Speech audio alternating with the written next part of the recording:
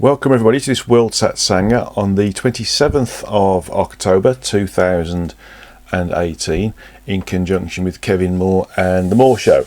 And Kevin is, as usual, moving around the United States, performing a superb service for people, establishing the truth about many spiritual and hidden things around the world, but specifically this time in the States. And I thank Kevin for the hard work he does in doing this service for mankind, and also for doing his usual job of providing more talk and the More Show, and allowing the Satsangas to be presented on his More Show YouTube channel. Okay, so moving on to the actual World Satsanga itself, we've got a lot of questions today from the participants, so thank you very, very much. And in fact, I've got a lot of questions that are going to span probably the next 6 months of Satsangas, because there's a lot that I've got in my back pocket, so to speak, right now. So the talk today is going to be about how technology stops us from developing our spiritual functions, and I'll elaborate a little bit more about that as we go through. We've got our questions, of course, and then the end of meet meditation is one that I think is very, very appropriate at the moment. It's a meditation to help us go with the flow, and we always talk about going with the flow, and there's plenty of people who use this a lot. But what does it actually mean, and how can we do it, and how can we create a meditation that allows us to go with the flow? This is something that I think is going to be worthwhile for people to do in their own time, and specifically for people to help them de-stress as well. Okay, so how technology stops us from developing our spiritual functions. Well, if you look at everything we've got around us, technologically wise, it's all modern conveniences. It's all to help us move around, do our work, and be more efficient. But in essence, there are a number of these different technologies that are actually stopping us from using that which we would use normally if we were a higher frequency. And if we work on ourselves through meditation, using a number of different workshops that are available from different authors, different spiritual leaders, and I can also place the Traversing the Frequencies and the Psychic Shield workshops in those, plus listen to various different lectures by people, including the World Satsangas. We tend to drop down the frequencies if we're not actually doing these things. So if we look at it from the standard perspective of communication, in the days when we're higher frequency, and when we do start to work with ourselves from a higher frequential perspective, we do communicate on a much higher frequency. We use empathic communication, we use telepathy, we use intuition. So in essence, we can use what we call clairvoyance, clairaudience, and clairsentient types of communication. Telepathy is just a function of clairaudience and clairsentience and clairvoyance altogether, because really and truly telepathy is not just about hearing something, or hearing something with a communicative perspective that is based upon audio, or visualizing something. So let's have a look at technology and see what functions of clairaudience, clairsentience, and clairvoyance the technology is actually distracting us from using. Well, first of all, the use of the telephone, telegraph at first, but telephone later, and now we've got video phones, of course. We use Skype, and we use WhatsApp, WeChat, Viber, and a whole host of other different applications on our smartphones that stop us from using our telepathy, our communication in a clairaudient fashion. Because the technology is there, we pick our phones up, we dial a number, and we communicate with family, friends, loved ones, businesses, individuals or colleagues within our work. We use the technology rather than using our ability to communicate via telepathy in a clairaudient fashion. And so we start to get dependent upon the use of this technology. Now, dependency upon material function, of which a technology is, and the telephone certainly is, actually makes us forget that we can use our telepathy. So or our empathy or our sentience. And so we work with the phone to communicate with other individuals. From a visual perspective, we still use the phone for video-based communications, but we also use the phone for accessing the internet as well. In fact, it's tending to take over from the use of the desktop computer or laptop computer, or even tablet these days. So all of these technologies around us are distracting us from using our clairaudience, clairsentience, clairvoyance. Now, when we use computers to see things in terms of communicating via video phone, such as with Skype or Viber or WeChat or WhatsApp, we're negating the use of our clairvoyance, which doesn't always mean seeing things in the future, by the way, or seeing things in the past, or seeing things in a different reality or universe or multiverse. It's all about communicating face to face. And the images associated with communicating face to face by seeing the person's image on your phone or laptop or tablet stop us from moving into the mind of the individual and getting the visualization of what that person is talking about. So we start to depend again upon seeing somebody and seeing maybe an illustration scribbled on a bit of piece of paper and then held up to the camera, or a file being transmitted to the receiver to try to explain what they want to talk about. So the computer and the tablet and the phone used as a video communicative medium stops us from using our ability to communicate on a deeper level with our minds, and so we don't pick up the information that's being transmitted in a video communication as we would do if we were working on a telepathic communication that uses the clairvoyance as well as clairaudience. When we start to use the phones and the computers, laptops, tablets, etc., to access the internet, then we start to rely on the internet for information, and that stops us from using clairsentience. Because if we're at a high frequency and we use our clairsentience, which isn't just intuition, it's the ability to move into.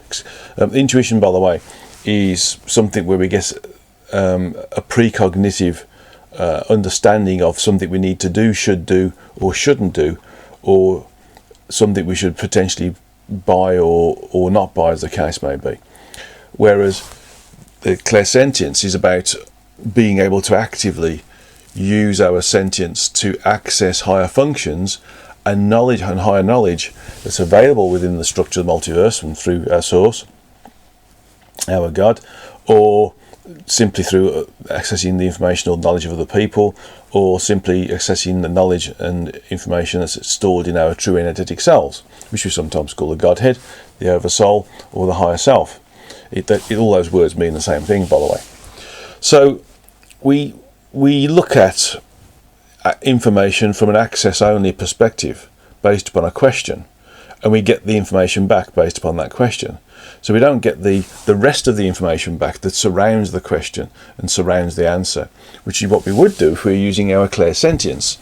And so, in essence, if we're using our clairsentience, we would gain a holistic picture of the information surrounding our question or our knowledge, rather than just getting the direct level of information back, which is based upon the information given to the internet by as a result of using the computer, and is based upon mankind's understanding or a human understanding of the particular answer to a question. The issue is that because we're physical and we exist in a physical form right now, that we demand to see physical proof of the answers to the question. So when we're using our clairsentience, we access a higher function that delivers us the answer and the surrounding data or information about that information instantaneously, without having to show the progression of going from the question and the information leading up to or justifying the answer. For instance, if you have a quadratic equation and you use your clairsentience to give you the answer, you're given the question, which is a numeric value, and a test for that numeric value, and you get the answer, and you don't get the mathematical progression from the question to the answer, which is the proof of how you got from the question to answer. And so without this proof of getting from A to B, so to speak, we don't get the credibility associated with a clairsentient answer versus a physical answer. And so again, when we're using computers or calculators to deliver us answers to mathematical questions, we tend to prefer those, or even down with higher mathematics, we write it down because it shows the delivery of going from A to B, from question to answer. We start to work with the material side of things, the physical side of things, rather than the clairsentient side of things. So, in a real sense, the computer and the mobile phone and the television, because television is a precursor to video telephony and video communication, have meant that we've started to ignore. Well, in fact, we started to ignore the possibilities. Is probably the best way of saying it, of being able to communicate in a clairaudient, clairsentient, and clairvoyant methodology. Whether it's direct communication with another individual, another entity, an environment, or the knowledge within those environments and within the rest of the multiverse, or within our true energetic selves, or higher selves, oversouls, or Godhead, or Source, or the rest of the multiverse as well. And so what we have is a limited level of understanding associated with who and what we are, based upon physical communications, physical dependencies on technology, rather than developing the abilities to move forwards and communicate in a way which is based upon our natural energetic functions. Now, it doesn't just stop there. I mean, I've just talked about technology in terms of telecommunications, basically, but what about medical technology? We're growing dependencies upon drugs, upon having we've already got this issue about bacteria becoming resistant against antibiotics, because we're dependent upon antibiotics. We're dependent upon things like Prozac for keeping us calm. We're dependent upon aspirin, paracetamol, and other painkillers to stop us from feeling pain if we've had an accident, a headache, or if we're just feeling old and our joints are tired, for instance. We're dependent upon medical technology to help perpetuate our physical existence. This again detracts us from understanding that we can, through higher frequency functions of things like meditation and working with the energetics, perpetuate the longevity of our physical form and keep it healthy without the need for medical technology. And so we've started to misunderstand that actually medical technology keeps us alive, but actually it doesn't. It perpetuates the business of those companies that sell the medical technologies, the pills, the unguents, pungents, the snake oil, if you want to call it that. And it distracts us from using our own knowledge base, our own ingrained and totally available knowledge base, but we just ignore it, from healing ourselves energetically, or psycho-spiritually. And so from that perspective, we don't heal ourselves. I've had a pretty healthy life. I ignore any illnesses by just saying they don't exist. That's one way of using the energetics. I also use some of my healing techniques on myself, and of course with others when I'm doing healing consultations. And if you totally understand or know, not believe, know that energetic healing and psycho-spiritual healing works, then you don't need to have aspirins and medicines associated with medical technology. And so again, this dependence on medical technology as a whole, in this instance, but focused on the genre of medical technology, stops us from using our ability to use our energies and our understanding of energies to heal ourselves and perpetuate the existence of the human form, should we need to do so, to help us experience, learn and evolve. But what about other things like travel? Okay, we've become dependent upon the motor car in an immense way. We've become dependent upon boats, ships and aircraft, and we will soon become dependent upon spacecraft as well, to help us move around the planet and move around the locations just outside of our planet as well. Again, these are technologies, transportation technologies that we're using to help us move around.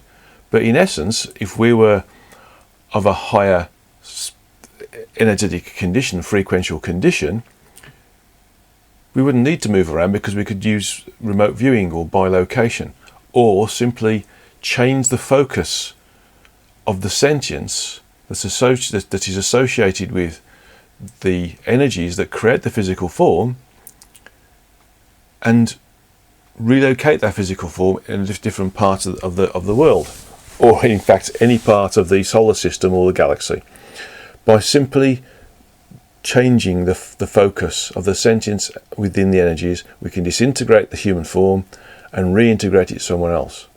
And so again, transportation technology has stopped us from using higher functions, our higher spiritual functions of teleportation. I can go on, such as moving things around or creating things. We use machines to create things, to cut metal, to cut stone, to cut wood.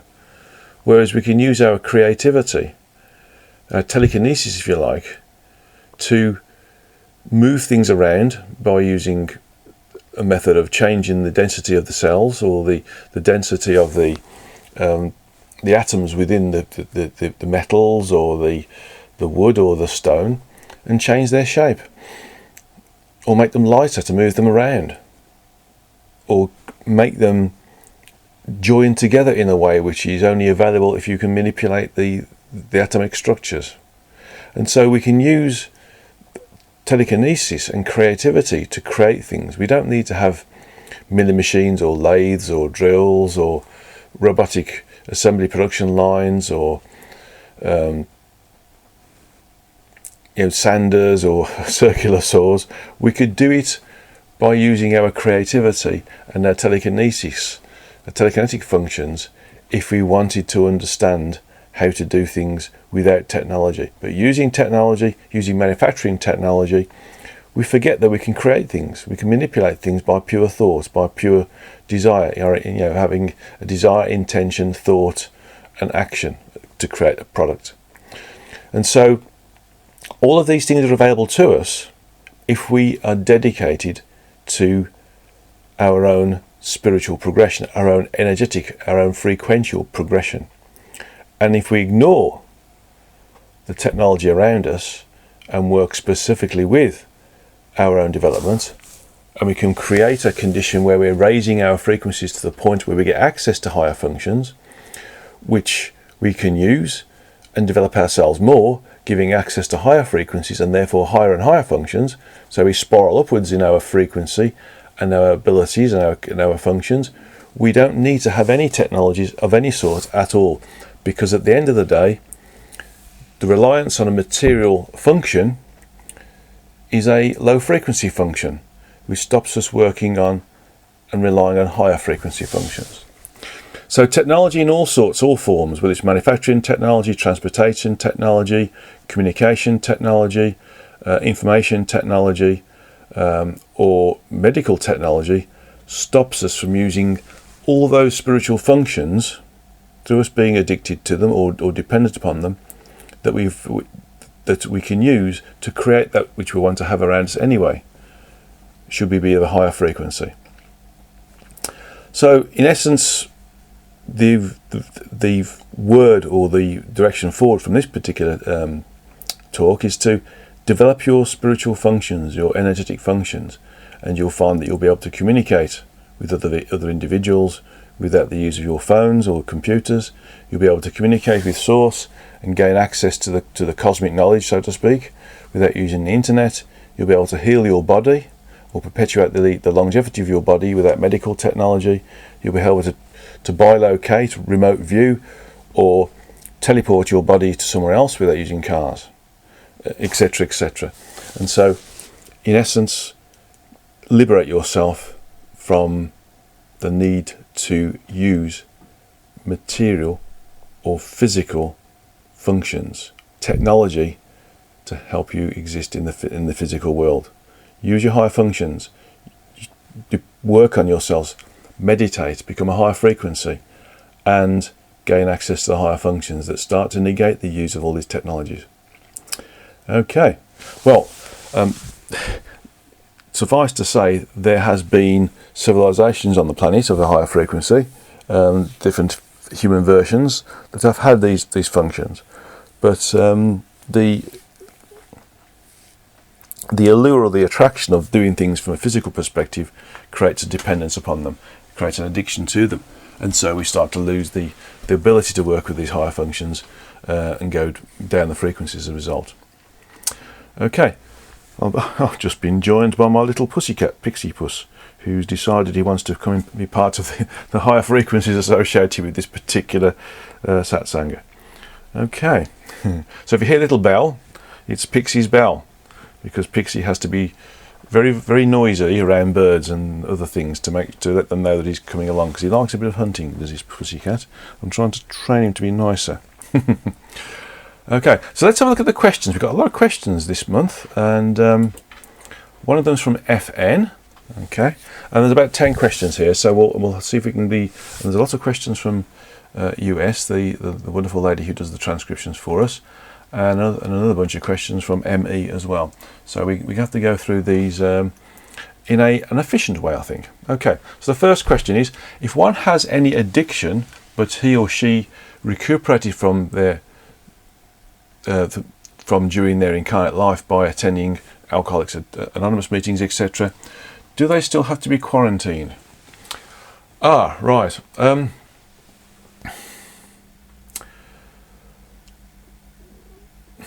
This comes from the AND dialogues, because basically if you are addicted to drugs, etc., it does damage the frequencies. It does reduce your frequency to the point of shall we say, abhorrence, and the inability of the aspect to recommune with the true energetic self. So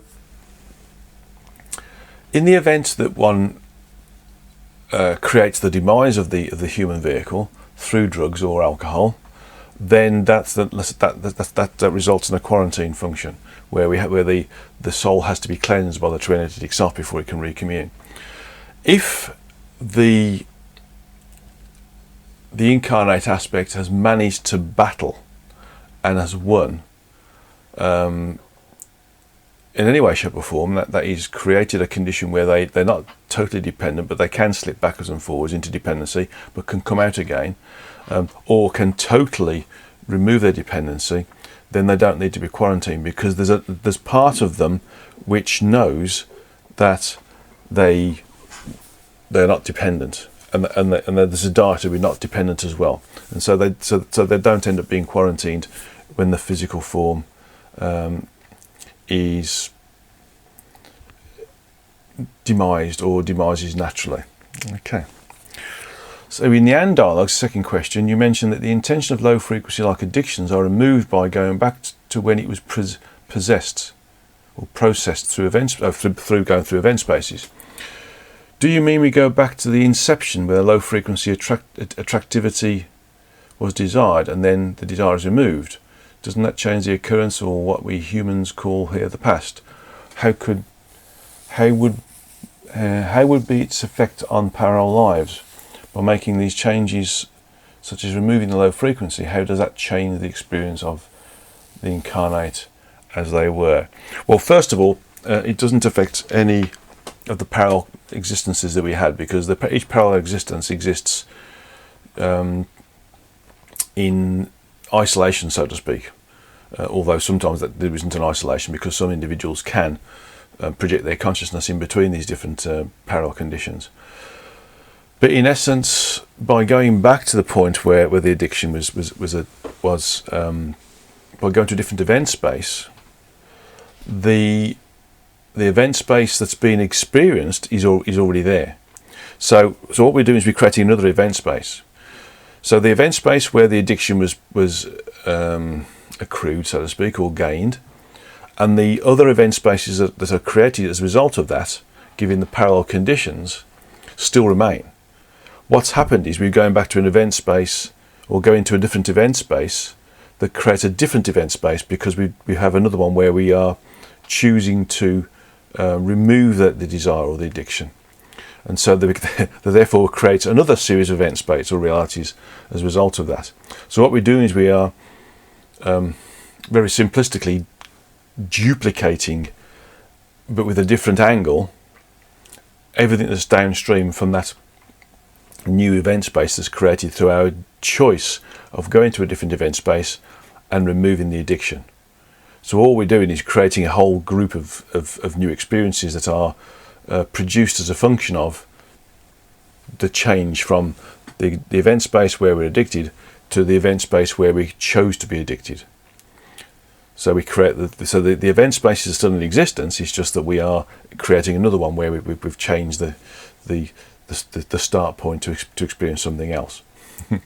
But that, of course, may already have been an event space anyway. So it's a very interesting thing to understand here, that this event space where we go back to change the event space may have already been an event space in the first place. Very convoluted. Next question. When one is disincarnated and he or she has desires for low frequencies due to addiction, could this disincarnate avoid going to the light? I mean, is this one of the reasons that this disincarnate being chose to stay at low frequencies and becomes an entity that has no ability to digest its own energy and attaches itself to other incarnates, i.e. becomes attachment to humans with similar low frequencies, or attaches itself to incarnates when incarnates has low emotions, etc.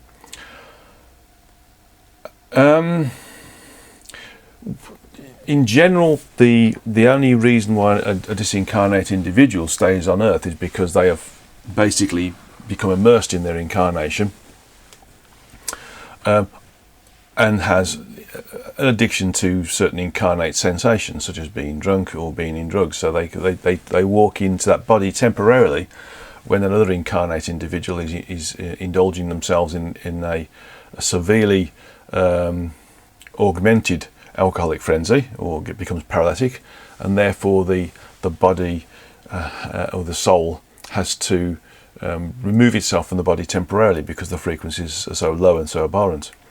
But if somebody's already disincarnate and they have desires for addiction, certain things like experiencing alcohol, or experiencing drugs, or experiencing sex, or experiencing various different other pastimes that they used to have, it doesn't mean that they become an astral entity where they try to take energies from other human beings who are still incarnate.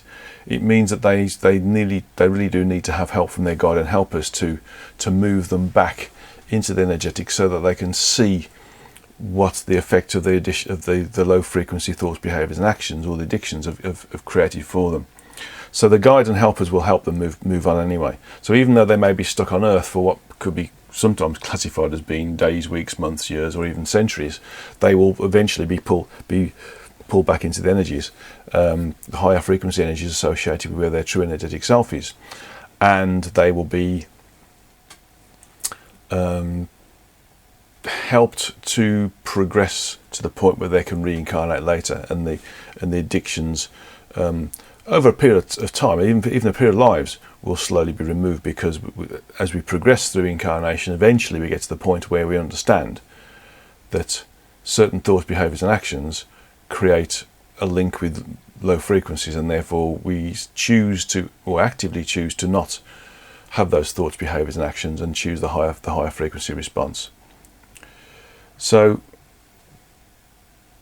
in essence, it's just a slowing down of the process of evolution, rather than creating an entity that is dependent upon the energy of another human being, or another human being's emotions or thought processes. Okay. Next question. What is the whole post-incarnate process for individuals who do not follow their life plan and commitments? Well, that's in the end dialogues, basically. But if an entity incarnates and doesn't follow any of their life plan, which is absolutely impossible not to, you do follow some of it, and commitments, then they just have to come and do it again, basically. In the effect that an incarnate has a life plan and a series of responsibilities associated with those life plans, and they have agreed to be in a certain location, within a certain family, within certain environments, within certain opportunities, and all of those individuals' opportunities and life plan commitments are negated, then simply put, there will be something gained from the life anyway, because there will be a different angle upon the interaction of that incarnate aspect with other entities anyway. So there will always be something that's gained, always be some evolution that's gained. It's just that those things that were chosen to be part of that evolutionary progression aren't used as a method of gaining evolutionary progression. So the aspect or soul will, and the guides will have to get together and work out why their guidance didn't work, and how did the aspect or soul move in a different direction, with a view to allowing that aspect or soul to progress, to use that life plan, or maybe certain parts of that life plan in another incarnation later. So basically the whole review process afterwards will have to look at how the effectivity of the guides and helpers didn't work, and how the connectivity between the guides and helpers and the incarnate aspect or soul wasn't effective as well, and then the things that created the possibility for these ineffective conditions to work, and then how can they be negated next time. So as a whole, basically there could be a whole chapter on this in another book, for instance, that identifies what's going on here. But the end dialogues does go into some level of description as to what the process from an overall perspective of the life review is anyway. But in essence, very simplistically, the review looks at what went wrong, or what changed the direction of the life, and what could be done to put it right, and basically you do it again later in another life. Okay. Next question. What does this mean where you wrote, in order for the individual to work within a collective condition, the collective needs to be under the creative authority of a single Tess. This means a single aspect can work in an individualized way while still working within the functionality of a collective. This can only work when the true energetic self, that's the test by the way, is in full projection of his primary aspects, all 12 without shards. And they are the same frequencies in the same event space, in the same incarnate vehicles concurrently, when the act of the pre-agreed suicide is actioned. Ooh, that's a big question.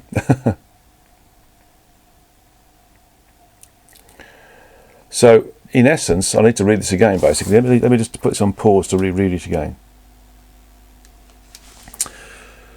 So this is to do with one of the conditions where a pre-agreed suicide can be allowed, and specifically when it's in an individualized condition in a collective situation as well.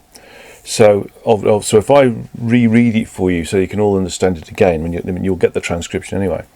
But the question is, what does this mean when you wrote, in order for the individualization to work within a collective condition, the collective needs to be under the creative authority of a single true energetic self? Okay, so the true energetic self itself is the higher self of all of the projected aspects. Okay, this means that all the projected aspects within a collective. Okay, this means that a single aspect can work on in an individualized way whilst still working within the functionality of a collective. Yes, that's true. Actually, we are, even though we're individualized, we are part of a collective anyway. So that collective being our true and identical self, and the smaller aspects of individualized sentience are parts of smaller individualized units or parts of that collective, which is collectively together we are the true and identical self. And this can only work when the true and identical self is in full projection of its primary aspects. That's the souls, yeah? Okay, not shards, and that they are in the same frequencies, in the same event space, in the same incarnated vehicles concurrently when the act of pre-agreed suicide is actioned. So basically, it's a condition that allows the pre-agreed suicide to work, because suicide, if you remember from one of the previous satsangas, is a very difficult thing to work out of, because there's lots of downstream evolutionary debt that's accrued, not only on behalf of the individual who's committed suicide, but on behalf of those other individuals who are downstream of of the interactions that are projected to be there with that individual. So all the things that they'll do or suggest or say or work with that would create an interaction with other incarnate individuals to allow them to experience, learn and evolve as a result of interaction with that individual who was committing suicide, are lost. And so the evolutionary debt based upon their lack of evolution is also accrued by the individual who commits suicide. And so in effect this part means that if it's pre-agreed, it has to be contained, and the containment is within the TES, the true and identical self. And so everything has to be within the true and identical self. So it can't affect other true and identical selves. So all the individuals that the individual is working with, who are going to experience, learn and evolve with that individual who's committing suicide, or the pre-authorized suicide or pre-agreed suicide, needed to have been those individuals who that incarnate aspect was going to work with throughout its incarnate life anyway. So that's how it's sort of, if it's pre-agreed, that means it's pre-agreed before the incarnate state anyway. So everything that is going to potentially going to happen or potentially going to be experienced would have been experienced within and between those aspects that are incarnate within the same event space and the same frequencies of a single true and identical self. So it's all contained. So what it basically means is it's contained within one TES, and not and things aren't particularly, for the want of a better word, shared in a negative way by other aspects from other true and identical selves. Okay. So next question is, what does a downstream action mean? Well, downstream action is something that happens after that which is done. So, for instance, a downstream action is, if I crash my car, a downstream function of that is, I've got to do the work associated with sorting out the insurance, getting the car repaired, and potentially going to hospital, and potentially, if somebody else is involved, working out the insurance between them, finding out if they're okay, if they've gone to hospital, are they going to sue me, for instance, and all these different things. So the things that happen as a result of an action are what's called downstream. Okay, that was a reasonably easy one to sort out. Next question. Regarding walk-ins, you said it is difficult to walk in to the mature incarnate for those who are already established and agreed incarnate existence. Please clarify what this means. So I'll read it again. It is difficult to walk in to the mature incarnate for those who already established and agreed incarnate existence. Basically, walk-ins are generally, unless they're invited in, a walk-in is not possible really. The walk-in is usually an agreed condition where the incarnate human vehicle is shared between souls, or that's not just one soul. It can be shared between a number of souls concurrently. These souls can be like backseat passengers in a car doing a passive walk-in, or they can actively walk in and take control of the animation of the incarnate human vehicle for a period of time, and stay there. Or they can walk in and after a period of time or number of experiences, the original soul can come back into control of the vehicle and reanimate it. So, in essence, if the agreed incarnate existence doesn't have a caveat in there where it's agreeing to a number of known walk-ins, or it's open to random walk-ins, then that a walk-in cannot happen. Okay. Next question. Some say Obama has walk-ins in order to become president and later acts as president. Is that correct? Did he have walk-ins, and how many? Who were they? Why did he have walk-ins? Actually, my understanding is Obama didn't have any walk-ins. He had 4 souls that were naturally associated with this human form from birth, and each of them had different skills, and each of them came into play when the body that's Obama needed to access certain levels of skill sets to be able to navigate through its existence, both as president and before it was president and after presidency. So if you've got a body or a form that is going to be of significance in the world, it's difficult for one particular aspect to fulfill all of the responsibilities. So it's quite common for a number of different souls to incarnate in the same body and access and animate and communicate via that body as required to be able to do the role that body is supposed to be doing. Okay, next question. I wrote, and an aspect that is well connected, one that has a higher level of frequential state, even when projected into lower frequencies, can access this information from tests.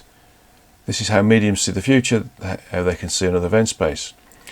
Could we be of a higher frequency level or frequency state as an entity, even when projecting it into the earth, in this low frequency or third frequency, not third dimension?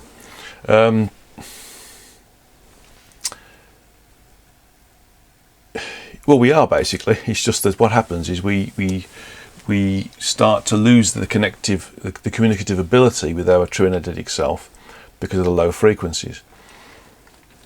And it's only when we work on ourselves, or we come into this incarnation with a higher level of residual frequency, that we can start to communicate with the rest of the multiverse, or entities in higher frequencies that are incarnate within the physical universe, or entities that are disincarnate in the other frequencies of the multiverse. And so it's any entity that can create a higher frequency condition can communicate with higher levels of existence, function, or other entities if they work on themselves and raise their frequencies.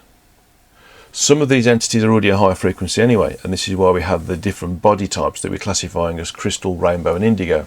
Children, crystal, rainbow and indigo. Adults, and the various different hybrids of those 3 together as well. And so could we be of a higher level or frequential state as an entity, even in projecting into the earth? The answer is yes. And you find that some individuals retain their higher frequency irrespective of what goes on around them. They may be influenced in some small ways, but they'll always be able to raise their frequencies again. And people such as Jesus, Muhammad, the Buddha, Yogananda, Mother Teresa, for instance, other individuals who are classified as saintly or a significant spiritual leadership do manage to maintain their frequencies, or a large percentage of them, whilst being projected into the three frequencies associated with the Earth. Okay, right. Last question from FN. Okay, once disincarnated, are we moving to transfer our experience to true energetic self? I'll start again. Once disincarnated, we are moving to transfer our experience to true energetic self. What are mediums really accessing? Okay, i.e. when Bob died, there was no more Bob. Is the medium accessing the true energetic? I'll start again. Is the medium accessing the true energetic self of Bob, or a programming representing Bob or Bob's guide, to put a facade of Bob for the benefit of other incarnate beings there? Right. Now, depending upon the level of communion with the true energetic self, depends upon how or whether a medium can access the sentience that is, in essence, the individualized sentience that animated the human form that was Bob. And so if you have a medium that communicates with an aspect that remains projected from the true energetic self, then they access that sentience that was Bob, including all of the other experiences that particular aspect has had in previous lives. And that's a direct communication. Also, so that's a direct communication, particularly with that aspect. If that aspect is going to any of the other forms of communion other than full communion, you still access, or the medium can still access, the sentience that was individualized as Bob, but it's within the sentience, the overall sentience of the true energetic self. So by using their desire or their intention, the medium accesses via the true energetic self the sentience that was identified as being Bob. Okay. So in that instance, the medium might get conflicting information, because they're also able to access other information from that true energetic self that's been experienced by other aspects that have incarnated that haven't been Bob. Okay, so that's where sometimes there's different things come out. If the aspect is going to full communion, so Bob has been dissolved into the true energetic self in totality, then the medium accesses the true energetic self, and which will present itself as Bob rather than being Bob, unless the medium asks whether it's communicating with Bob or the true energetic self. The medium won't know. So that's what happens there. So it's very complicated there in terms of what's going on. And what I would suggest is that when you're accessing a medium, you ask the medium to ask who are they communicating with. The actual sentience that was associated with the human form that they're trying to communicate with, or the sentience that's in communion, or the true energetic self, because that sentience is in full communion. Okay, thank you for those questions. Very difficult questions, I think, and there's a lot more of these that FN has presented to me, and so they will be used in the next series of Satsangas over the next 6 months or so. Okay, well, thank you. Right, these questions from US now. So we're going to, and there's only a couple here, but I think they're going to be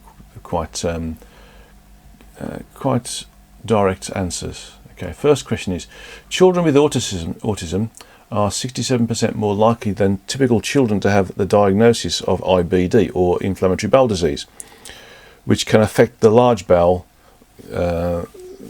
creating ulcerative colitis, or small intestines, which is Crohn's disease, or both. Does this have something to do with their composite chakra, which is a single chakra that replaces the functions of the lower three chakras in their physical body? Please elaborate what and why autistics are more susceptible to these types of physical conditions. Right, let me just ask the question.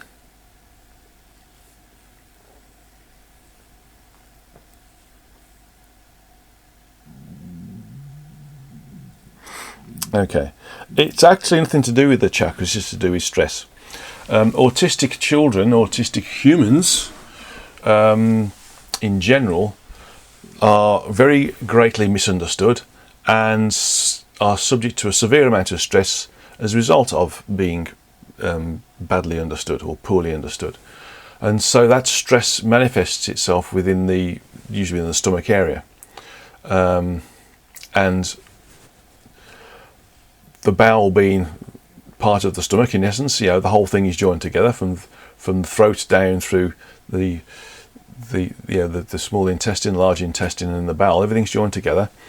Interestingly enough, the stomach and the bowel is one of the first things that is created when the fetus is gestating. So that just tells you how important it is. It's actually more important in real terms than our spine. But basically, that area is very sensitive, and when we get stressed, the stomach and the nerves within the stomach, and therefore the bowels and the small intestines, are affected by the stress. And there's nothing more powerful than stress to affect these areas: small intestines, large intestines, and bowel. So in effect, it's the lack of ability to be understood, and the frustration surrounding that ability to be understood, that causes the stress. So really, we cause their stress by categorizing them as being what they are, and not thinking them as being normal. In fact, or being super normal. And because we can't communicate with them properly, and they can't communicate with us properly because we aren't operating on the same frequency levels or the same number of channels as them, this frustration manifests itself in a severe way. So based upon that, it's our lack of ability to understand them that creates their frustration, which creates their stress, which creates their problems with their bowels and their intestines. Next part of this question is, what is the best way to treat it? Some people have success with it with a low carbohydrate or ketogenic diet, but others are prescribed drugs to control the disease. In my understanding, it's show them love, show them understanding, try to communicate with them properly, and that will reduce the stress, and that will reduce the need for any form of treatment, physical treatment, because the symptoms will go away because they'll calm down. I think that's as simple as it is. It's simply we're creating their stress. Okay. Next question. This week, the United Nations released a report that said this period is now the warmest in the history of modern civilization. Climate change is seen as a record-breaking droughts, wildfires, floods, hurricanes, extreme heat waves, and poverty across the globe. Scientists have warned that we have only a dozen years to do something before it gets even worse with coastal flooding. Coral could die off, disease, decreased fishing and crop yields, heat-related mortality, and a mass migration of people from uninhabitable areas, etc. Is this what our near future holds? Are there some new geoengineering technologies beyond electric cars, banning fossil fuels, etc., that we can use to reverse this trend in our lifetime, or is it inevitable and potentially catastrophic? You have told us that there are centuries-long cycles. I'll start again. Postman came, and it's a very strange thing when the postman comes, because in this instance it was a recorded delivery, which I couldn't avoid, unfortunately. Nobody else in the house. Not even the cat could open the door for me. Right, so let's get the last bit again. You have told us that there are centuries-long cycles and shorter-term climate cycles at play, as we and the Earth, the planet, ascend in frequency. But I'm asking about the near future, the next 10 to 20 years ahead. What do you see happening in the physical Earth? Well, my understanding is we are currently in a mini ice age anyway, and so global warming is a natural function of a larger weather cycle. On top of that, there is influence, of course, by mankind, but there's also influence as a result of animals as well, and movement of animals, and the functions of animals, and the functions of man. So although there's going to be changes, we've got a pole shift which is in progress right now, which is causing magnetic problems and anomalies. It's also causing issues with jet stream, etc. So we are going to get warmer anyway, naturally, because we haven't got to the tropical stage of our particular cycle yet. But that's going to be some time in the future and well beyond my particular incarnate lifetime. Mankind does have a significant part to play, but what we're doing isn't causing the big problems, the big things that are happening with the jet stream. It's it's simply a function of the big weather cycles as a result of the location of the Earth around the Sun, and the Sun's location within the galaxy, and the rotation of the galaxy, etc. There's a whole bunch of different things coming into play here. We will go into another big ice age eventually as well, by the way, but that's like thousands and thousands and thousands of years into the future. Next 10 to 20 years, if I ask the question,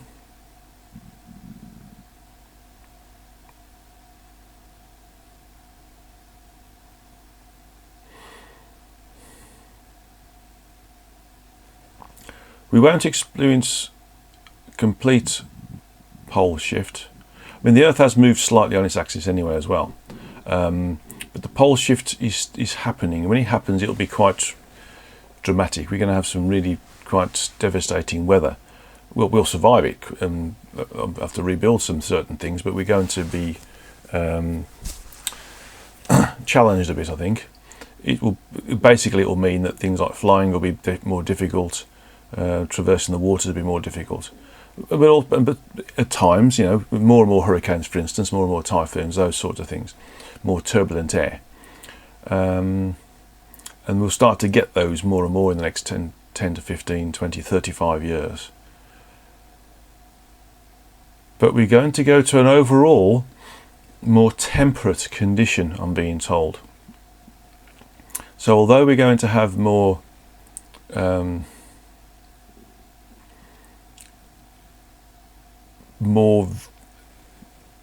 I've been drawn to use the word vicious weather, more vicious weather. We're going to eventually come out the other side where we have a more moderate and temperate atmosphere. So we won't get the same variations in winter and summer that we're currently getting. I know that there are certain places where we're getting strange weather, and for instance the UK has had very temperate winters for a long time, but that'll be seen across the whole globe, and eventually we'll come out the other side and we'll start to go back into more profound winters and more profound summers as a function of the location of the Earth. But we're going to basically see more and more weather. The jet stream will change again in its location, so the profile will get more deeper, as it were. So when you see deep dips in the jet stream, it'll be deeper dips, and that will cause changes in climate where places were warm before, they'll become more moderate before. Where they were more moderate, they'll become warmer. Where they were colder, they might start to warm up as well. So we're starting. So we're going to see some changes to the jet stream. We're going to see certainly in the next 35 years. We're going to start to see some more glacial movements and more melting of the ice caps, polar ice caps, but not massive stuff. Just very small stuff, but it will be measurable by scientists, and it will add to the fuel of global warming, etc. But in some ways it'll help us to motivate ourselves to move forwards in terms of providing technologies that are going to make us more cleaner, because there still won't be any agreement as to whether this is a natural thing or a man-made thing. So they'll assume man-made, which is fine, because if it helps to clean our act up, then that's fine. We need to look after the Earth as it is. So there will be a greater understanding as well of the bigger weather systems, but this is only going to be available to us when this current civilization has another couple of thousand years under its belt, without going into a downward trend, for instance, where we lose knowledge and that sort of stuff, like the Atlanteans, for instance. If we can survive for another 2,000 years and keep control of our technologies, progress frequentially, look after the earth, we will start to see the records, the real records, that show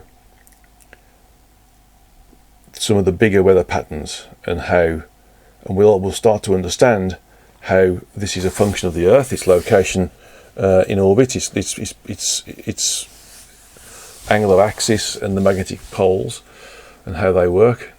And we'll also look at it in terms of how we affect it as well, properly, because we'll have more information, more data, and better ways of monitoring it and collecting the information and analysing the information as well. Okay, so it's going to get a bit more windy, basically, and a bit more moderate as well. Thank you for those questions. Last set of questions are from ME. Okay. This is quite technical, this is, so you're going to have to look at the transcription, because there's a diagram that's come with it to explain. This is all about the Schumann resonances, and ME has asked, can I shed some light on the Schumann resonances and their main role in brainwave rhythms?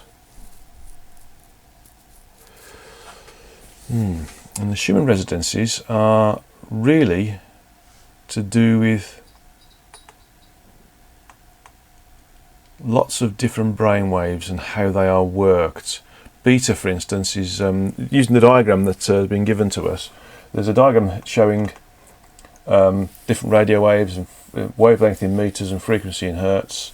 Shows the locations of things like power lines, AM radio, FM radio, television, microwave oven, mobile phones, heat lamps, tanning booths, and medical X-rays. And then shows how they affect us. For instance, they're non-thermal, low-induced currents, thermal, high-induced currents creating heating, optical, electronic. Here's my cat again. Electronic excitation, photochemical effects. The higher the sort of frequency, the more effect they've got on the things like breaking the bonds, DNA damage, cancers, mutations, and birth defects. Okay, let me just look at these things. The functions associated with brain activity are beta waves, which are between 12 and 40 hertz. This can be induced by coffee and other stimulants. Alpha waves, which are between 8 and 12 hertz, which can be induced by alcohol, cannabis, and relaxants. Theta waves, which are 4 to 8 hertz, which can be induced by depressants, and delta waves, which are between 0 and 4 hertz, which can be induced by sleep. So let's have a quick look at the questions again, after a little bit of an explanation there. So, can I shed light on the Schumann resonances and their role in brainwaves? So the brainwaves we got here, which we just described, are the beta, alpha, theta, and delta. The Schumann resonances are all to do with the electromagnetic resonances of the Earth. Basically, it's something to do with how the space between the surface of the Earth and the conductive ionosphere acts as a closed waveguide, or a conduit, if you want to call it that. And they can be generated by things like lightning discharges. Excuse me. But they're a set of basically peaks within the spectrum that are extremely low frequency, and they're part of the Earth's electromagnetic field. So basically, there is always going to be an association with how the human vehicle, the incarnate human vehicle, works or behaves as a function of its environment. But I'm not seeing any correlation at all when I'm doing my asking the questions, my clairsentient questioning, between human residencies and their role in brainwave rhythms, because in essence this is to do with external radiation rather than internal functionality. There is going to be, of course, an effect on the human form, but it'd be a whole bodily effect rather than something that is creating a type of thought process or a type of function of the brain associated with the environment. It's more of a background radiation, the things that happen normally anyway. So I'm not seeing anything really significant in terms of their role in brain wave rhythms. Okay. Part 2. Are these resonances of the earth keys to the tuning fork of a healthy lifestyle?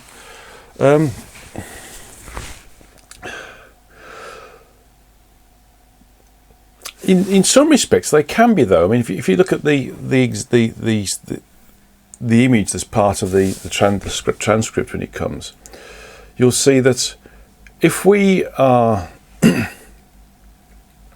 in the presence of things like power lines, AM or FM transmissions, TV transmissions, digital transmissions, microwaves, heat lamps, tanning booths, X-rays, etc., then we are exposing our bodies to man-made conditions and not the things that are in essence natural, although they can be from a larger condition considered to be natural because they're there, but we focus them, and that's the difference. It's the focusing that causes the issues with us in terms of, if we get radiation poisoning, for instance, or cancers through X-rays and gamma rays, those sorts of things. So I'm really seeing that if we can move ourselves away from some of the unnatural focusing of some of these frequencies or these energies, then that would lead to a healthier lifestyle, because our DNA and our RNA wouldn't be, for instance, subjected to change or extreme environments that they are in some locations versus other locations. We would always be better to be in the countryside or places like Alaska, for instance, or Canada, where we have a lot of natural energies and not focused energies, than we are living in the city where we've got lots of random focused microwave radiation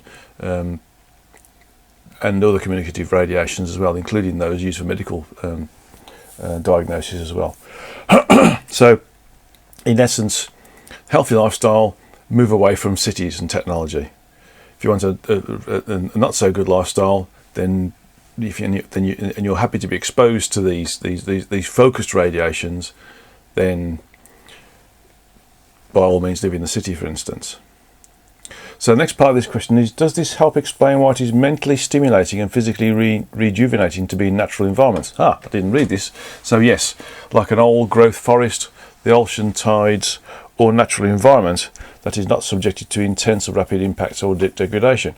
Yes, I mean, although the human residencies are a part of the earth and don't affect our mentality per se, they are natural. And as a result, our body is not so much in tune with these, but functions as a result of it being there or not, as the case may be. It's part of its natural environment. So the electromagnetic function that's called human resonances are part of the natural function of the earth. And so the human body is constructed and is able to work in conjunction with that which is naturally occurring on the earth. It's only when mankind plays with it and focuses certain things that it becomes difficult. And so this is why it is more stimulating to be in a natural environment, because you're existing in a natural environment, and not an environment which is man-made and manipulated by man. Okay. So is living modern lifestyles impacting its resonant frequency of 7.383 hertz? After all, computers and TVs use anything from 120 to 220 hertz, appliances are 50 to 60 hertz. That's the frequency of voltage, by the way. Depending upon the country, airplanes use 400 hertz to provide air conditioning, and it seems that all electronics are exposing us to higher frequencies. And TVs used to be about 60 hertz. This is why I used to get what they call aliasing on television screens. If you had a television screen in the background, for instance, or a computer screen in the background of a TV presenter, you'd see a line moving up the screen. That's because the base resonant frequency between the capture, the frequency of capture of the image, and the frequency of resonance of the fluorescent tubing creates this strobe effect. And this is where you get this called aliasing. This is where you get this line. In the old days, you don't get it now, because with the high definition TVs, which are operating at about 200 hertz now, it's outside of the base resonant frequency of fluorescent lighting. Anyway, getting back to this question. Appliances are 56 hertz, yet depending on the country. Airplanes use 400 hertz, yes, for air conditioning. It seems that all electronics are exposed to higher frequencies. So is this factor impacting our health? The graphic of hertz that resonate by various electronic devices suggests that these frequencies interfere with the body's electromagnetic operating system, thus causing abnormal conditions and stress. Of course, yes. I mean, in effect, everything we're doing is focusing something. It's creating a beam of something. And that certainly with microwave radiation, it's a beam.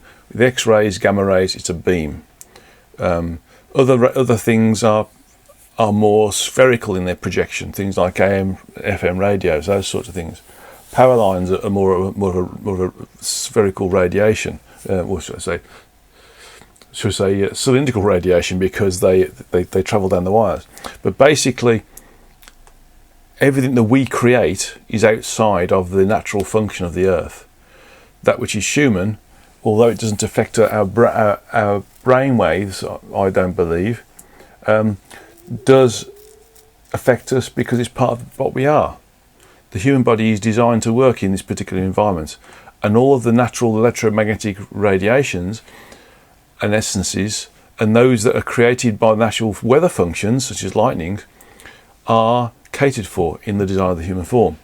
It's just that when we start to mess with this, these different technologies that allow the use of focused energy without understanding what we're doing properly and how it affects the human form, then that affects our health, because it can and does damage the body programming, the DNA, the RNA, and cause things like mutations, things like birth defects and cancers, of course, and of course other genetic disorders as well.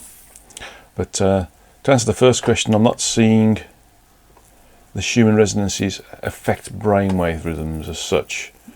They're separate things. They're separate things associated with our sentience and how our sentience works, and how the brain, as part of a communication medium, works and creates the electricity or frequency associated with the normal everyday functionality of the soul within the body. Well, I hope that's answered that particular question. There's some more questions here. Brainwaves, by the way, are gamma waves between 40 to 100 hertz. This can be induced by meditation as well. Good. So meditation is something which can help you as well in terms of your well-being. Right, fifth question. Are we witnessing an imbalance of mankind due to the explosion of technology and gadgets, from our cars to TVs to dishwashers to refrigeration units to airplanes to power lines to cell phones to microwave units? It seems inevitable to avoid all these things that run to higher resonant frequencies and emit electromagnetic frequencies that run counter to that of the Earth itself and the proper functioning of cellular structures. Because we're becoming dependent upon and addicted to all of these different things, it is an imbalance without doubt. And we will, if not careful, become unhealthier as a result of it. When we raise sort of frequencies and we realise that we can start to communicate with each other without the needs of gadgets, phones, video telephones, televisions, etc., etc., and computers, we will then start to create another balance, a reversal of this balance, and so there'll be an imbalance towards the use of spiritual functions instead. Okay. 6. Does this demonstrate that the core of humanity's issues are linked to a technological frequency imbalance? By issues, I refer to high rates of depression, unhappiness, ill health, which is correlated with decreased spirituality, which is the focus of this month's Satsanga.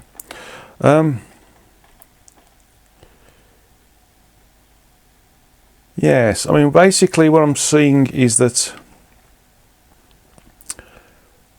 it can create depression and unhappiness. Certainly can create unhappiness if you haven't got the latest gadget and somebody else has. That's jealousy. But that in itself is unhappiness. But with these man-made frequencies, we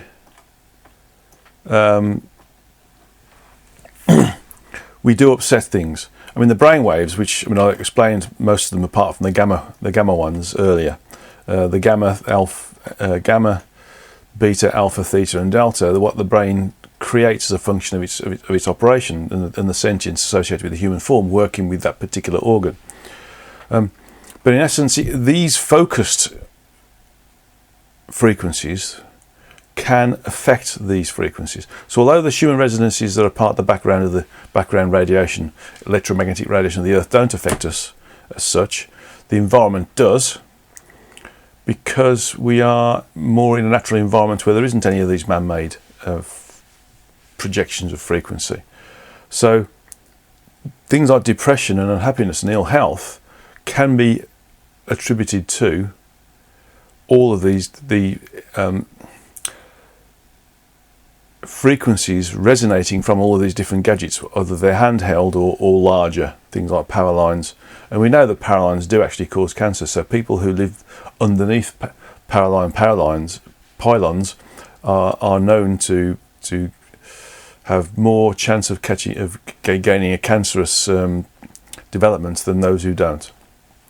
Okay, so yes, it will cause depression undoubtedly, because it upsets the natural frequency of the body, and therefore creates an imbalance in the hormones, and certainly the chemicals that create the balance in the brain.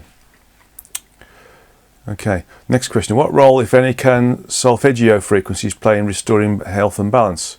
For those who have not heard of the solfeggio frequencies, they are frequencies that correspond with the tones ut, re, mi, fa, sol, la, and frequencies are 396, 417, 528, 639, 741 and 852 respectively. So these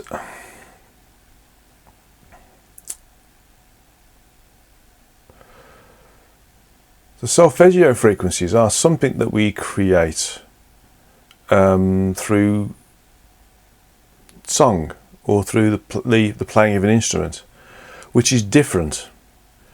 These are more sound based,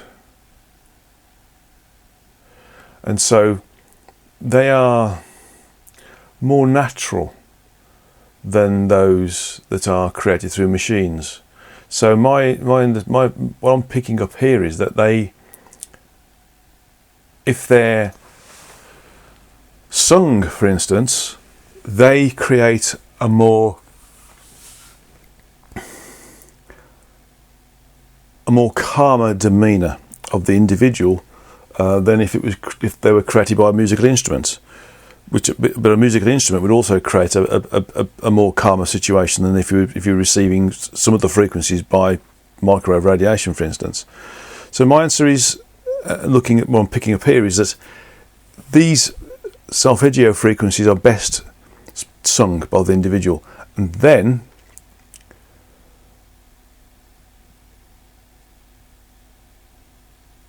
when singing them, you are connecting with the frequencies, and you're creating a frequency of calmness based upon the frequencies that are naturally occurring in the background of the Earth anyway, and therefore you're contributing towards the connectivity between those frequencies.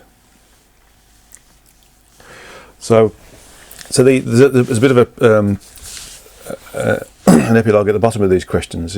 With these series of questions, there is some background for your listeners about what the Schumann frequencies, the resonances are, and brainwaves. In this description, I use the word frequency as defined by modern physics, and it differs from the sources information that you have provided about the actual frequencies that you teach about in the Traversing the Frequencies workshops. Thank you. In the background, every object or material in the universe exists within a certain frequency or vibration. This is the frequency that resonates when that object is hit. It can be represented as a wave in which the lowest possible frequency is called a fundamental frequency. Objects may also have a series of frequencies because they're made up of a variety of different materials. Schumann frequency was credited to research in 1953 by Professor W.O. Schumann of the University of Munich. Was teaching his students about physics of electricity when they discovered that the Earth's cavity produced a very specific pulsations. The vibrational pulse of the Earth, later measured at 7.83 Hertz. Okay, very interesting stuff this. But could it be classified as the Earth's heartbeat? It may well be. It may well be. But again, it's part of the background electromagnetic resonance of the Earth, and is therefore wouldn't affect our brainwaves per se, although maybe the removal of them would affect us. Interesting thoughts. Thank you for all those questions, very deep questions, and very difficult to get the correct level of understanding of, to make sure you get a reasonably coherent answer. And if I ramble a bit, it's because I'm picking up that I need to go over it again and to explain it again. Okay, so the next part of this Satsanga is to go through the meditation, and it's a meditation to help us go with the flow. So let's, which is something we could do, and that would really affect our brainwaves, reduce our depression and our addiction for wanting more.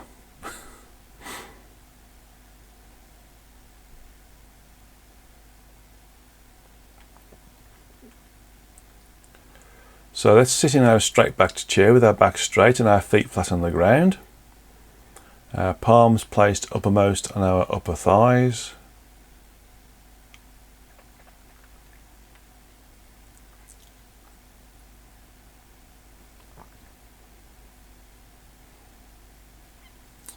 Closed eye vision on the origin of the third eye, which is in between the eyebrows and above the bridge of the nose.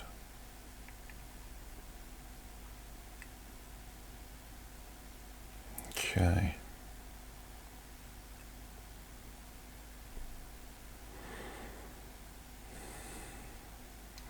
And I want you to just think of nothing. See nothing, hear nothing, and be nothing. Nothing or no thing.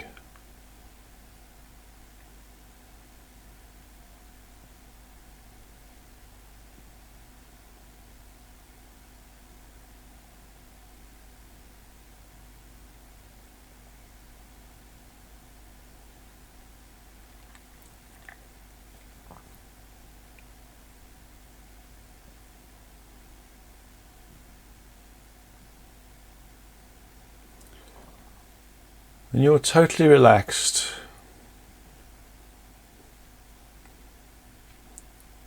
Just notice how you feel.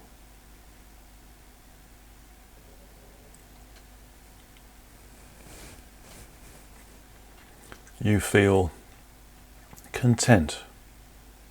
There's no worry. There's no addictions.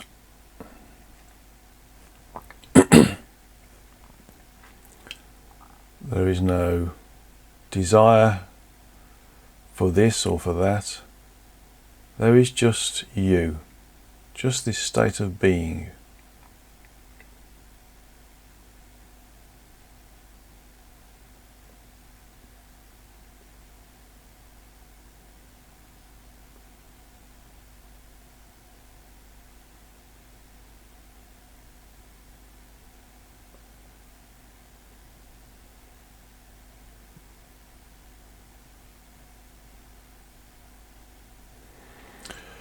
To go with the flow, you need to be in this state of being, this state of nothingness, whilst being everything. A position where you're not thinking about doing this or thinking about doing that, or wanting this or must have that, or listening to other people tell you what they think you should do. In essence, you are just you.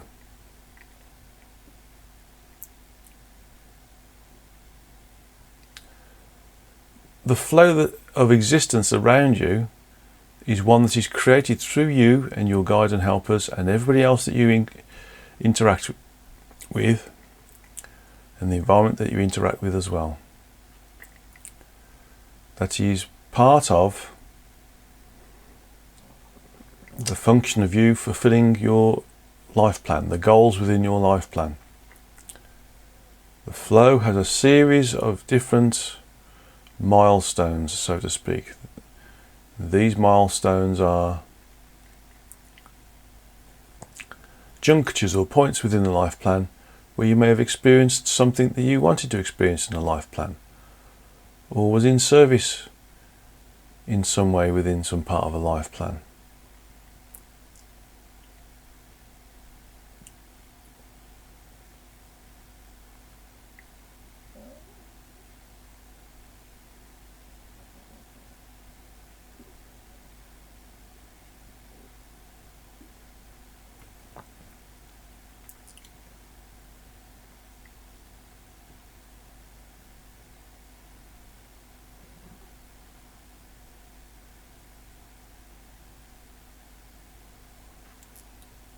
Now this flow is happening because you set it up. Your guide and helpers are there to make sure that you stay on track. You don't go against the flow. You don't go to one side or the other side. Think of it like going down a river and you're paddling in a canoe down the river. If you don't paddle, you go with the flow. If you paddle, you go faster than the flow. If you turn to the side or right hand side, you go to the side of the flow, and maybe you go a bit slower when you get to the bank on one side. If you turn around and try and paddle against the flow, you hardly make any movement upstream. This flow is when things are supposed to be in place at the right time, at the right place, with the right individuals in the right locations and the right environments.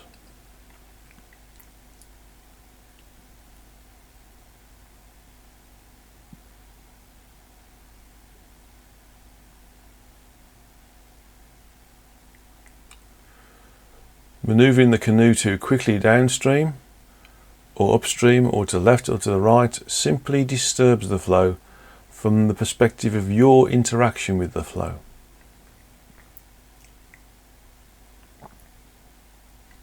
If something happens around you, it is because you're supposed to interact with that happening. You're supposed to deal with that situation, experience what's going on around you. Learn from it.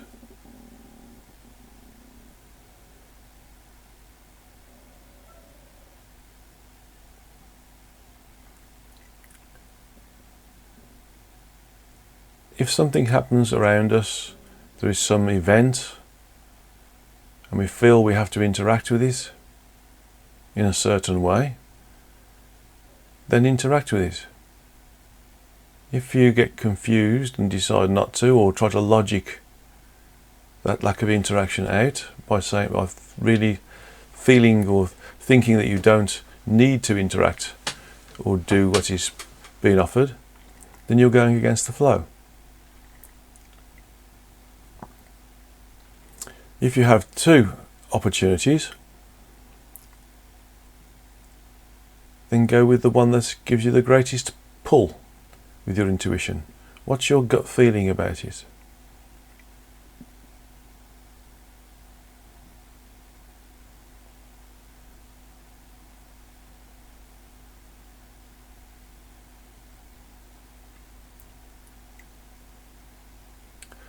Going with the flow is about using your intuition about certain decisions in certain situations, in certain environments.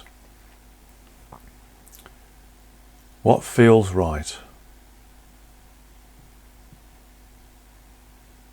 against what feels wrong, against what your ego wants you to do, what the ego of others wants you to do, and what your particular addiction to materialism wants you to do.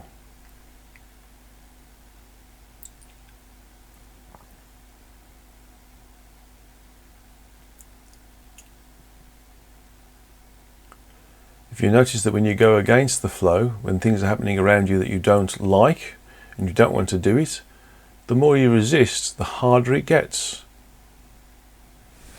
So the flow is not always about experiencing good things, what we as human beings call good things.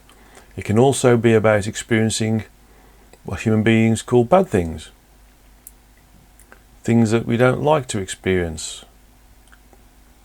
But nevertheless, things that we don't like to experience are also educational and also provide progression and therefore evolutionary progression.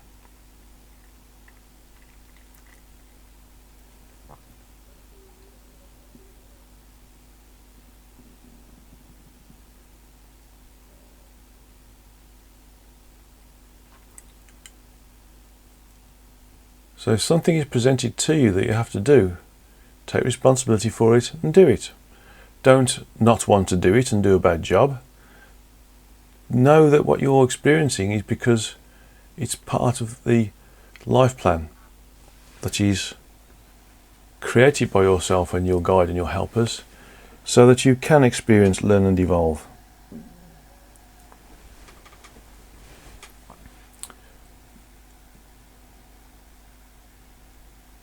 You don't have to say yes to everything. You just simply have to know when to say yes. Some things are put in front of us to check our resolve, to make sure that we know what is part of our life plan and what is not part of our life plan, what's right and what's wrong.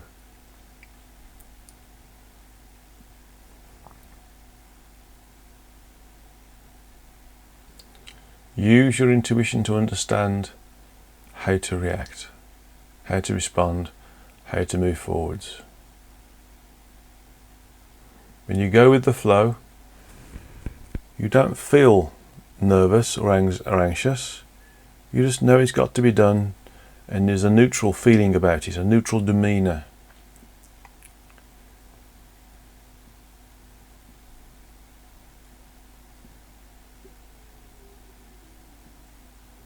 You feel as if you're doing the right thing.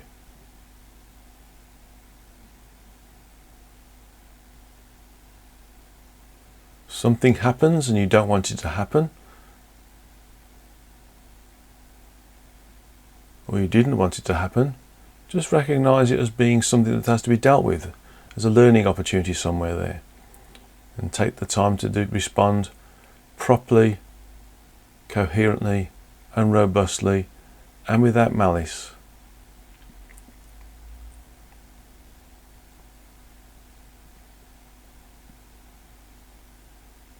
Take your time to respond to everything. Going with the flow doesn't mean you have to respond instantaneously. It simply means that you need to give yourself 10 seconds or so to understand before you make the decision to move in a certain way.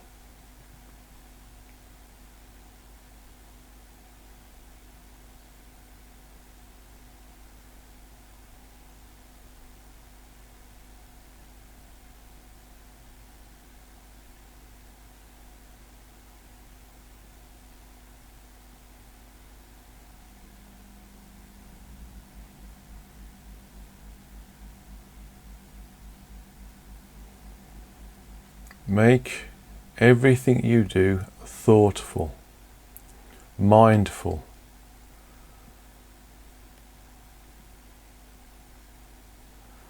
Don't let logic rule your mind. Let your intuition, your clairsentience decide for you. If things aren't happening fast enough for you, then just recognise that it could go faster, but maybe things aren't in the right place at the right time. If you're trying to go through a series of doors in a building and you can't get through them because the person with the key is not there, then why aren't you at the door at the same time as the person with the key? If you get there too early, you get frustrated because you can't open the door and you walk away, and then the person with the key comes. If you procrastinate and get there too late, the person with the key comes, opens the door, closes the door again, and then you get to the door's closed again. So you get frustrated and you depart. If you let things happen in the time and the way they're supposed to happen, and you work with them, then you'll always get to the door at the same time as the person with the key. And you'll move through the doors in a coherent, repeatable, and easy way.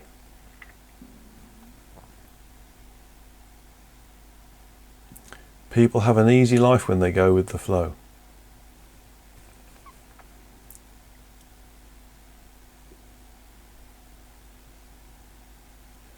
Know what you want to do and how you want to do it, but be patient and wait for things to happen when they're supposed to happen, in the way they're supposed to happen.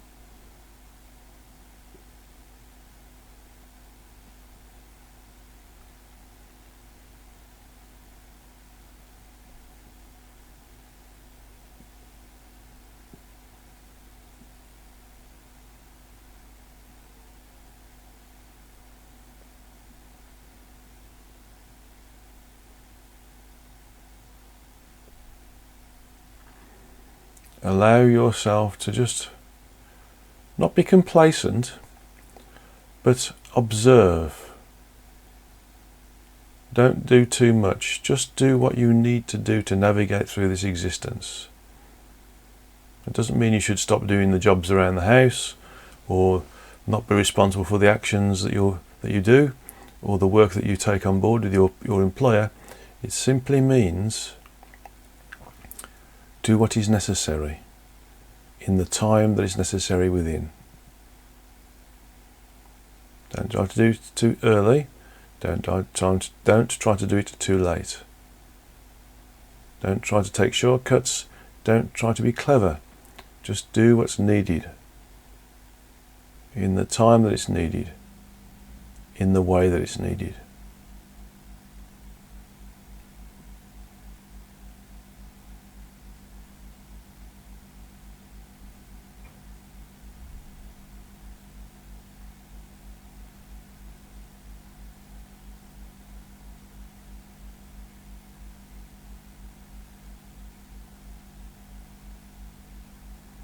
Note that when you go through the flow, you remain calm.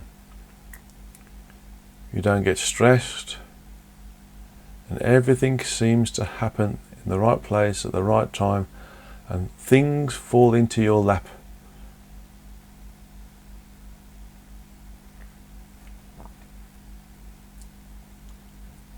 It's not luck. It's simply knowing how and when to react. Being patient. Well, if something happens straight away that you feel you should be interacting with, then do it straight away. Don't procrastinate as well. So don't get ahead of yourself. Be patient and don't procrastinate. Just give yourself 10 seconds to work with this. Every time something happens, give yourself 10 seconds. Ask yourself, what is the best route forwards? And you'll feel the difference. You'll feel which way to go, when to do it.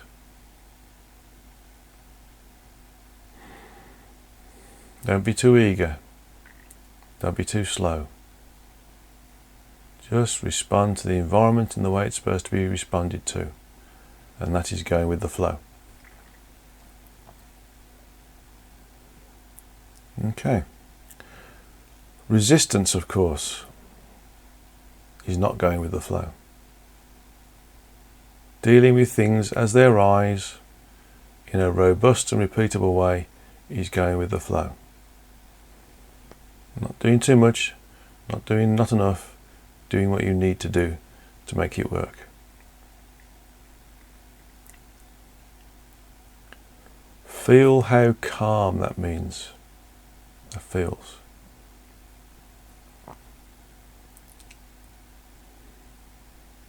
If necessary, give yourself a few seconds more to make a decision. Close your eyes. Think of this meditation and just ask which direction to go in. And if you don't get a direction first of all, then you're not supposed to move, you're not supposed to react yet. That's going with the flow.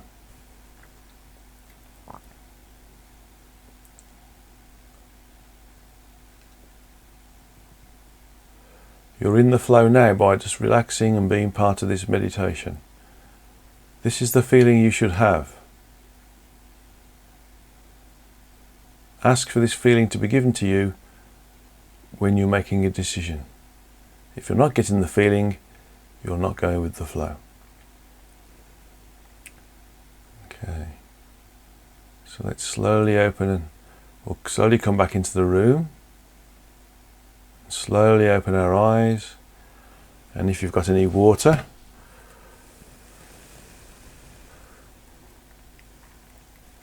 if you drink some water, water will help ground you. And that's the end of this month's Satsanga. Next month's Satsanga is in November, of course, and it's going to be, when I look at my computer, it's going to be around the 24th of, it will be the 24th actually, of November, because a few days after that I'm going to China for 2.5 weeks. So 24th of November is the next Satsanga, and I've already got quite a few questions already. But obviously those questions I've got are enough to last for 6 months of a number of questions, so that's okay. So still looking for some additional questions for next Satsanga. So thank you for listening, thank you for participating, thank you for your questions.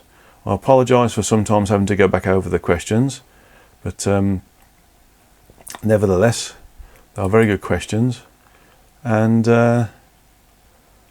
looking forward to linking in with you next month. God's love with you, and the source is with you as well.